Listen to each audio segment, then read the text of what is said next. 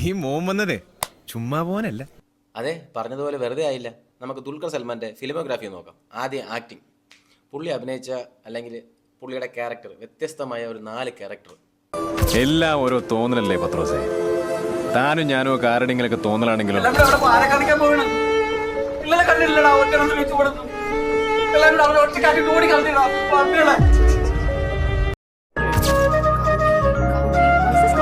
அதை கொண்ட ஒவ்வொருவனும் அவனிடம் முறங்கும் ரசனையை அவனையே பீத்திக் கொள்வான். ആക്ടിങ് ഓക്കെ അല്ലേ? ഇനി പ്രൊഡ്യൂസർ. ഇനി ഒരു 4 പടം നോക്കാം.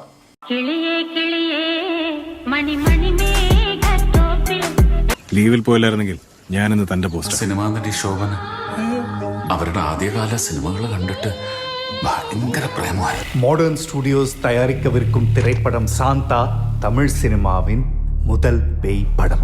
ഇനി ഡിസ്ട്രിബ്യൂട്ടർ നല്ല നല്ല പടങ്ങൾ സെലക്ട് ചെയ്ത് നമ്മളിലേക്ക് ഇങ്ങ് എത്തിക്കും.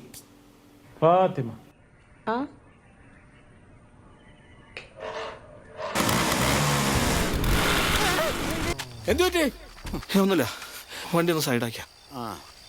കുറച്ച് കൂടുതൽ സൈഡായി പോയി. അന്നേരം 10 മുക്കിലെ ഒരു വണ്ടി തിരുമ്പുது வணக்கண்ணே ஒரு டீ. ஸ்லோ மோஷன்ல அப்படியே நம்ம முன்னாடி மஞ்சள் അവസാനം നീ വന്നല്ലടാ. ഇതിനു വേണ്ടിയടാ ഞാൻ ഇത്രയും നാളെ കിടന്ന് കഷ്ടപ്പെട്ടത്. പിന്നെ മോഹൻലാൽ സിനിമയിൽ പാടുന്ന പോലെ ഇവനും സിനിമയിലൊക്കെ പാടും. ഒരു 4 പാട്ട് കേൾക്കാം.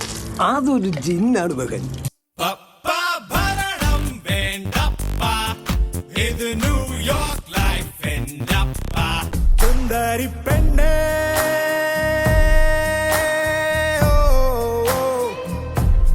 വാനം തിളത്തിളക്കണ ഭൂമി പരപ്പരക്കണ ലോകം അതിരലിയണ കാലമിത്.